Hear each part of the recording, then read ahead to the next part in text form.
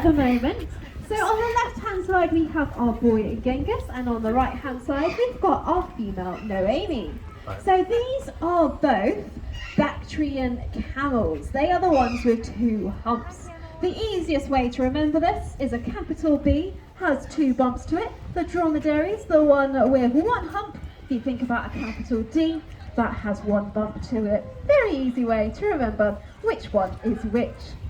So at the moment, our camels are very nice and fluffy. But if you're a regular at the zoo, when you come and visit them, they might start to look a little bit different depending on what time of the year you come. So at the moment, it's still a little bit cold. They have got their nice winter coats on, so they're very, very fluffy. But in the summer, they will actually shed that fur off. So we don't shave them or anything like that. They look like we have, but actually it just falls off naturally. And I've actually got some camel fluff here today. I'm going to hand it over here to my colleague Rachel. If you would like to have a look at that or a feel of that, it is actually surprisingly soft.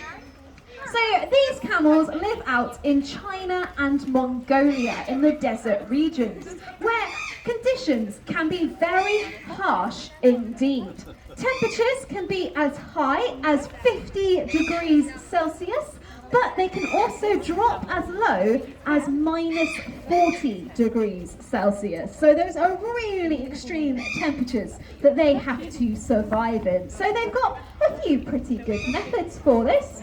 They're often going to be walking over sand or even snow, so they've got really wide feet to help distribute their weight so they won't sink into that sand as they're moving.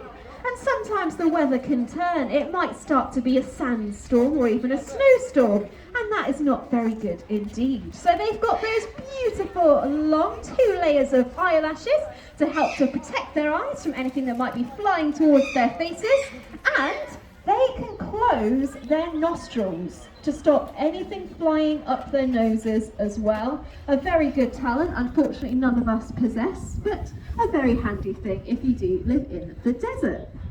Now they are actually both chomping at the moment, even though they're not outside eating. As they're moving their mouths, you might see they've got a split top lip.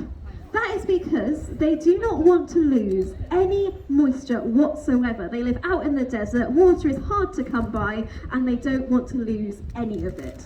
Because of this, they cannot stick out their tongues. Their tongues are simply too short. If they were long and they could stick them out, tongues are very wet, they'd lose moisture in the hot sun. It's not worth it. It's very short and inside their mouth. Instead, they've got a split top lip, which is very dexterous, very muscular. It means that they can pick up food and put it inside their mouths without losing any of that moisture.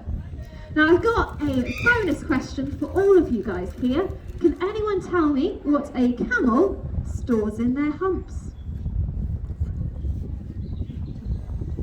Yeah? Water. So this is a bit of a trick question. We have been told all our lives that they store water in their humps, but I can now tell you we have been lied to all of this time. They do not store water in their humps, they actually store fat in their humps. We store fat all over our bodies. If they did that when it's 50 degrees outside, they would simply get too hot and too overheated. So they store it all in one place, and it's on the top of their backs because it acts as a nice layer between the hot sun above them and the rest of their bodies. So it's actually a way that they can stay nice and cool. Now, even though they don't store water in their humps, they are still efficient with their water. When they do come across a body of water, they don't know when they might again, so they can drink a lot. They can drink 50 gallons of water in one sitting, and their kidneys are extremely efficient. They use up as much of that moisture as possible. You might even see a little bit of camel poop in their enclosure at the moment. For such a big animal, it's very teeny tiny and pretty dry as well. In fact, it's so dry out in Mongolia, they sometimes use it to fuel fires. And it is that dry because their kidneys are so efficient and they use up all of that water inside their bodies. So when we feed our animals here at the zoo, we like to give them a little bit of enrichment, something a little bit more interesting to get their food, to make sure their bodies and their brains are active. So in their outdoor bit, even though it's nice and sunny, they're not in there at the moment for some reason. But I'll talk you through a few features we have here. There's a little wooden box on the corner here. You might actually see inside that box is a ball. with a hole in it. We can put food in that ball. When they want some, it's on a little rotating axis. They can turn it around and the food falls out. They are very clever indeed. This thing in the middle here is actually their scales. They are really good at training. They can go onto those and our keepers can weigh them to keep an eye on their weight and their health.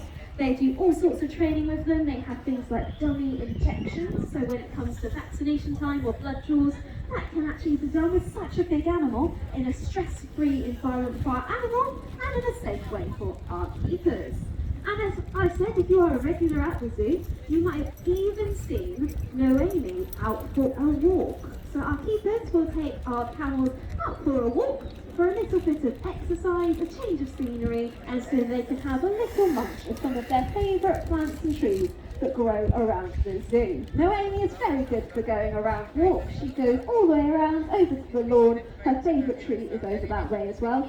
Genghis isn't quite as brave as Noemi. He will walk the end of this path and back, but he doesn't actually like his floor to change consistency, so he won't walk on anything that is not like the floor of his enclosure. But he's very much braver. He used to only go 1 metre outside his enclosure.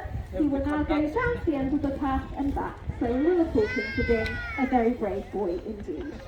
So I hope you enjoyed learning a little bit more about Bactrian camels and Genghis and Noemi. If you do have any further questions,